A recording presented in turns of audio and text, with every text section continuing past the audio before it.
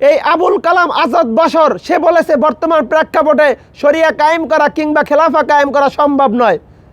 কত বড় ধোঁকাবাজ প্রতারক এরা দেখুন। আমরা জানি সৌদি আরবের সংবিধানের মূল উৎস হলো আল কোরআন, অর্থাৎ সৌদি সরকার রাষ্ট্র পরিচালনা করে কোরআন দিয়ে, যেখানে হুদুদ আছে, কেসাস আছে, জেনা করলে জেনার শাস্তি আছে, চুরি করলে চোরের শাস্তি হাত কাটা সেগুলো আছে, নামাজ তরক করলে কি শাস্তি সেটা আছে, রোজা ভঙ্গ করলে কি শাস্তি সব কিছুই আছে।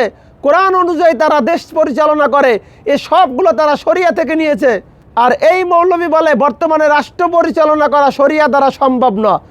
তাহলে সৌদি আরবের বাদশাগণ কিভাবে চালায়?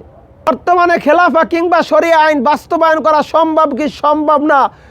আমাদের জন্য সবচেয়ে বড় নজির হলো আফগানিস্তান। আপনি দেখুন, আফগানিস্তানের দিকে তাকান, 100% শরিয়া দিয়ে তারা দেশ চালায়। তাহলে এই মৌলবী কিভাবে বলে যে শরিয়া দিয়া দেশ চালান সম্ভব না বর্তমান প্রেক্ষাপটে? তাহলে আফগানরা কিভাবে চালায়?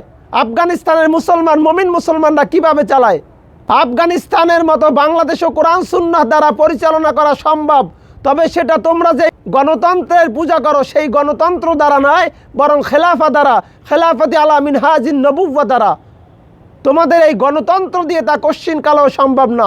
অতএব এই ধান্দাবাজি বাদ দিয়ে খেলাফতি আলা মিনহাজিন নবুওয়ার ভিত্তিতে দেশ চালাবার শপথ নাও। বাংলাদেশের মানুষ তোমাদের পক্ষে থাকবে।